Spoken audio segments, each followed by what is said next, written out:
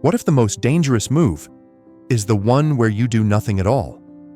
What if silence wasn't weakness, but warfare in its most refined form? Jesus was betrayed, falsely accused, publicly humiliated, and beaten without cause. But he didn't flinch. He didn't clap back. He didn't curse those who cursed him. He stood still. And heaven moved. That's not passivity. That's power in its purest form, because real strength doesn't roar. It doesn't rush to prove. It doesn't meet fire with fire. It holds position in absolute stillness and lets God speak through the silence. This isn't just about faith. This is high-level strategy, the kind that wins wars without ever lifting a sword. And Jesus, he mastered it. So the next time you feel attacked, cornered, misread, ask yourself, do I really need to fight this? Or has heaven already taken my side? In the Garden of Gethsemane, Jesus was betrayed with a kiss. In the courts of men, he was falsely accused. Not once, but over and over again. Before Pilate, he stood silently while lies filled the room, and power-hungry voices tried to break him down. He didn't argue. He didn't defend. He didn't prove, because he didn't need to. He knew something we often forget. When God is your defender, you don't need to explain yourself. Jesus could have called down legions of angels. He could have crushed his enemies with a single word. But he didn't. Why? Because true authority doesn't panic under pressure. It doesn't chase validation. It doesn't waste energy on battles that are already won in heaven's courtroom. Most of us fight from fear. Fear of losing control, fear of looking weak, fear of being misunderstood. But Jesus never fought from fear. He stood in absolute clarity. He knew, this battle doesn't belong to me, it belongs to the Father. And so he stood still and let the storm swirl around him, unshaken, unmoved, undefeated. In this video, you're not just going to learn how to have faith. You're going to learn how to move with power, in silence, with strategy, like Jesus. Because the highest form of dominance is knowing which battles belong to you and which ones you need to surrender. 1. The power of stillness. When you don't react, you take over the room. We've been conditioned to believe power must be loud. That strength is measured by volume. How fast you respond, how hard you push back, how much noise you make. But Jesus stood before Pilate, surrounded by betrayal, accusations swirling like wildfire in the air. And he said nothing. No defense, no counterattack, no need to prove anything, just stillness. And in that stillness, he didn't lose control. He took control. Because stillness is a form of dominance, the kind most people never understand. It sends a silent message that shakes the room. I'm not here to play your game. I answer to a higher court. When you don't react, you interrupt the pattern, you disarm the attack, you short-circuit the chaos. People expect a fight. They expect heat, anger, movement. But when you stay still, they don't know what to do with you. That's power. You see, when someone attacks you, what they're really doing is fishing for access. They want your energy. They want your peace. They want to know they can move you. But when your heart stays calm, when your voice stays low, when your spirit refuses to flinch, you remind them, my strength comes from somewhere you can't reach. Jesus wasn't silent because he was weak. He was silent because he was secure. The truth didn't need his defense. It just needed time. And that's where we often break. We think silence means we're losing, that if we don't clap back, we lose ground. But sometimes, silence is the ground. Stillness isn't retreat. It's restraint. It's not an action. It's dominion. It's knowing that not every fight is yours, and not every noise deserves your voice. So the next time someone tries to provoke you, pause. Let them shout. Let them spiral. Let them wonder how you're so composed. And just stay still. Because the one who doesn't move moves everyone else. Jesus didn't raise his voice to win. He stood, and heaven moved on his behalf. You can do the same. 2. Letting go of the outcome. You act, God decides. That's how peace becomes your weapon. There's a strange kind of peace that enters your life when you finally stop trying to control the outcome. Most people don't realize this, but control is one of the greatest addictions of our generation. We're addicted to knowing, to managing, to making sure things turn out the way we planned. But Jesus lived differently. In the Garden of Gethsemane, he prayed a prayer that stripped all control away. Father, if you are willing, take this cup from me. Yet not my will, but yours be done. That one sentence holds the kind of strength that terrifies hell, because it means surrender without fear, obedience without negotiation, faith without needing guarantees. Jesus knew what was coming. He knew pain was on the other side of obedience, and still, he released the outcome. He didn't cling to comfort. He didn't demand rescue. He trusted the plan without demanding the blueprint, and that's where most of us wrestle.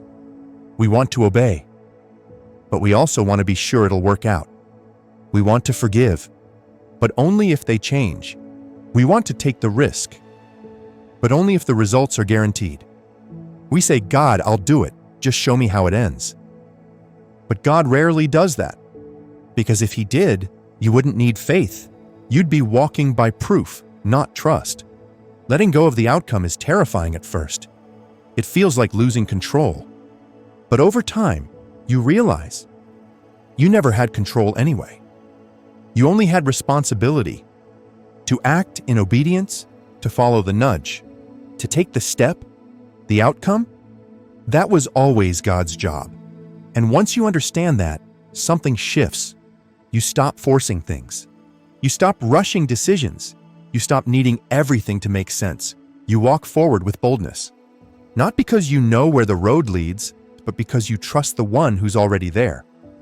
That kind of faith is dangerous. It's not fragile. It's not easily shaken. Because it doesn't place confidence in circumstances. It places confidence in the character of God. So if you've been holding your breath, waiting for a sign, this is it. Do the thing. Send the message. Make the move. Take the first step. And then let it go. You're not called to control. You're called to obey. Let heaven carry what you can't, and watch how peace becomes your power. Because once the outcome no longer owns you, nothing else can either. 3. Never fight in the flesh. The enemy wins the moment you play by his rules. It's tempting, isn't it? To clap back, to defend your honor, to make sure they know. You're not the one to mess with. We crave justice. We crave resolution. Let's be honest. Sometimes we crave revenge. But here's the trap. The moment you fight like them, you lose like them. In the garden, when they came to arrest Jesus, Peter reacted like many of us would. He pulled his sword. He struck hard. He spilled blood trying to protect the Savior. It was bold. It was loyal. It was emotional. But it wasn't right. And Jesus stopped him immediately. Put your sword back in its place, he said. For all who draw the sword will die by the sword. He wasn't just calming Peter down. He was laying down a law of spiritual warfare. If you fight with the flesh, you fight on the enemy's turf. And he knows that battlefield better than you do. The devil isn't afraid of your rage. He thrives in your offense. He feeds off your emotional outbursts.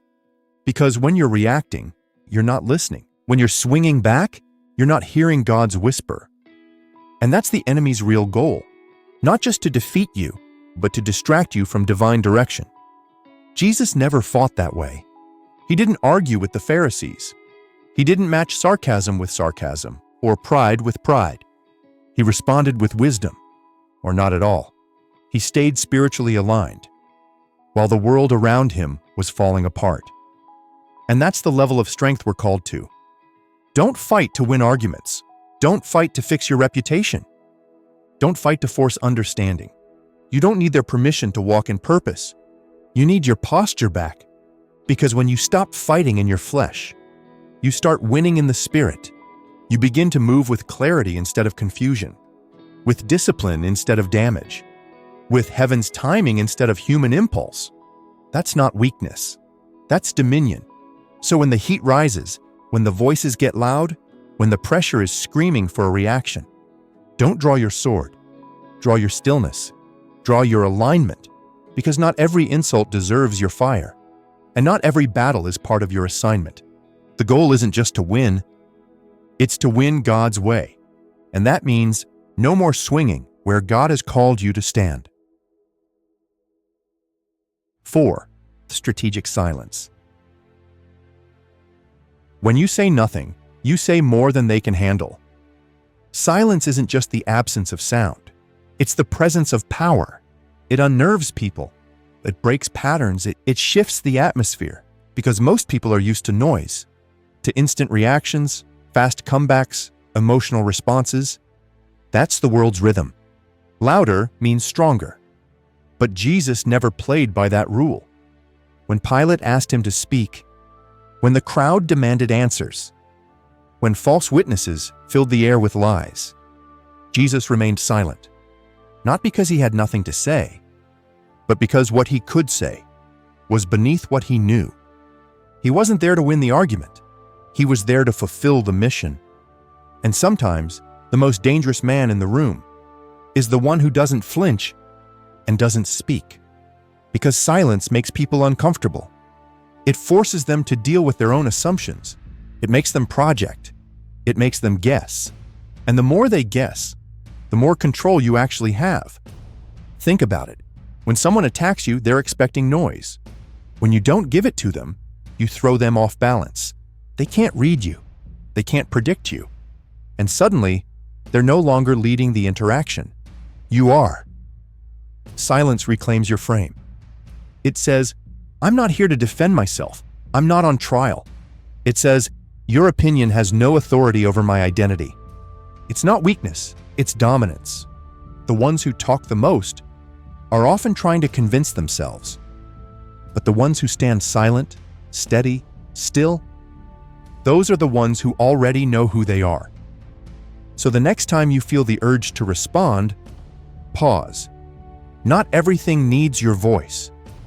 Not every challenge deserves your energy. Not every opinion is worthy of a reaction. Sometimes the best move you can make is to let the tension hang in the air and let your presence speak louder than your words. Because silence doesn't mean you're avoiding the moment. It means you're controlling it. Jesus didn't prove himself in the courtroom. He proved himself on the cross. And that's the kind of strength you don't have to explain. 5. Let God expose what you can't. Your job is to stay clean. God's job is to reveal the truth. One of the hardest things you'll ever do is stay quiet when lies are loud, when people twist your story, manipulate your motives, talk behind your back as if you don't hear it. Everything in you wants to speak up. You want to correct the narrative. You want to make the truth known. You want to drag the receipts into the light and say, here, this is what really happened. But here's the reality. If you spend all your time defending your name, you'll forget who gave it to you in the first place. You weren't called to prove yourself. You were called to walk uprightly, even when the world walks away from you. Jesus didn't chase clarity from people. He didn't waste breath correcting the wrong voices. He didn't live to be understood. He lived to be faithful. And that kind of faithfulness will always attract false accusation. But truth? Truth doesn't need to shout to survive. It just needs time. Scripture says, what is hidden will be revealed. What is spoken in the dark will be brought into the light. That's not just poetic. That's a promise. There is nothing someone can say behind your back that heaven doesn't already see.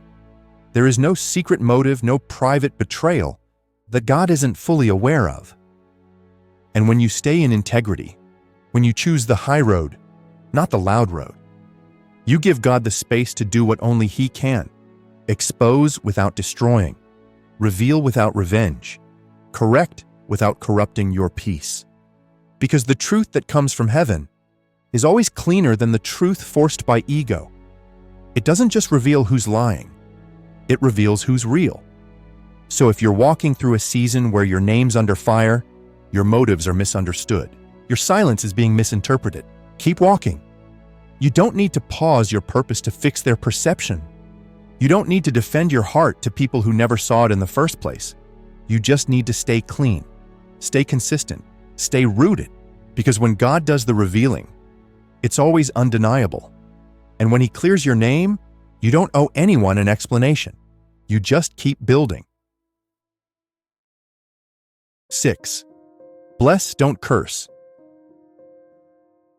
The highest revenge is rising so far above them they can't even reach your peace. When someone betrays you, when they lie, manipulate, tear your name apart, every cell in your body wants balance. You want to strike back. You want them to feel your pain. You want justice, on your terms, in your timing.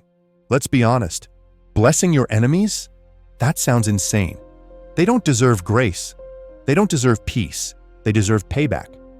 But that's the trap. Because the moment you curse them back, you become like them. And now the enemy has won.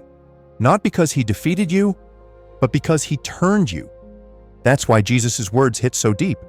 Love your enemies. Bless those who curse you. Pray for those who mistreat you. He didn't say it because they deserved it. He said it because you are different now. You don't operate on petty energy. You don't move by retaliation. You don't engage on low frequencies. This isn't about them. It's about you, your atmosphere, your identity, your anointing. Because every time you bless where you could have cursed, you break a spiritual cycle. You shut the enemy out of your heart.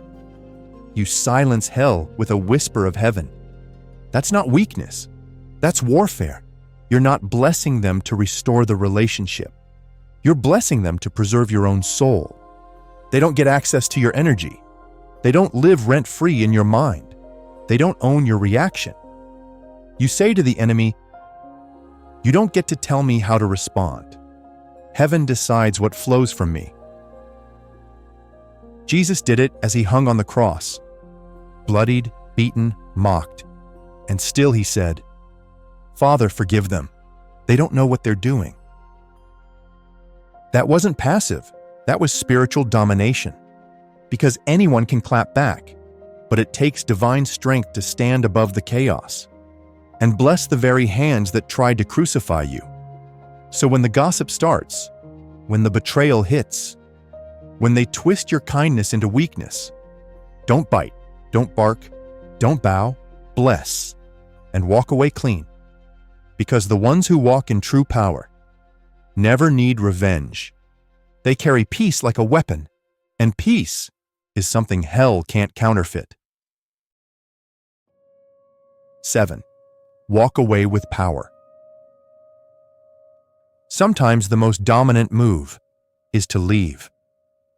We live in a world that teaches you to stay in the fight, defend your name, hold your ground, prove your point. Walking away? That's often seen as weakness, cowardice, quitting. But Jesus didn't see it that way. Throughout His ministry, there were moments when the crowd turned on Him, when they picked up stones, when they tried to trap Him in words, when they plotted His downfall. And what did He do? He didn't engage. He didn't argue. He didn't flex His divinity to dominate the moment.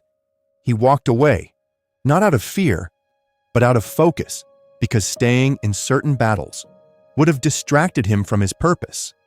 That's the power most people miss. Walking away isn't about losing the fight. It's about refusing to fight the wrong one. See, not everything that demands your attention deserves your presence. Not every argument is worth your energy. Not every room is meant to hold your voice. There's power in knowing when to go silent. But there's even greater power in knowing when to leave. Quietly, strategically, unapologetically. Because walking away doesn't mean you gave up. It means you grew up. It means you recognized. That staying would cost you more than it's worth. It means you valued your peace, more than proving a point. And sometimes God's greatest protection is in the exit He whispers to your spirit, the door you hesitate to walk through, maybe the very one He's opened, to lead you into freedom. You're not obligated to stay in every conflict. You're not required to convince people who refuse to see. You're not bound to broken spaces. Just because you once felt needed there, you can walk away and still walk in purpose. You can leave quietly and still carry holy authority. Jesus didn't lose influence when He walked away. He multiplied it, because where He refused to be manipulated, He became unstoppable. So if you're standing in a space that no longer honors your peace, walk. If the conversation has turned into a trap, walk. If the presence of God is calling you higher, don't stay lower just to be understood. Walking away isn't the end of your story. Sometimes it's the very beginning of your next miracle. When God fights for you, you never lose. Jesus didn't win by overpowering His enemies. He won by refusing to play their game. He didn't yell, didn't prove, didn't retaliate. He stood still. He walked away. He blessed, He obeyed, and in doing so, He released heaven's full authority into earth's most chaotic moment. The cross was never defeat, it was domination through surrender. Because the moment you stop fighting every voice, stop chasing every attack, stop needing to be right all the time, that's when you become unshakable. This wasn't just about faith. It was about spiritual strategy, not just believing in God, but partnering with Him to let Him fight what your flesh cannot. So here's what you carry now: stillness that calms storms, surrender that breaks your need to control, restraint that overrides your pride, silence that disrupts the accuser, confidence that trusts God's justice, power to bless even in betrayal, authority to walk away without apology. This is the real armor of God. Not loud, not flashy, but lethal in the spirit. So if you've been swinging at every battle, trying to defend your name, losing your peace in the name of being strong, this is your wake-up call. Put the sword down, pick your posture up, and let God do what only He can. You were never called to win by force. You were called to win by obedience. And the moment you stop fighting in your flesh, you start walking in a power that hell cannot touch. If this message shook something in your spirit, don't keep it to yourself. Send it, share it, speak it. Someone you know is about to give up the battle. They were never meant to fight alone.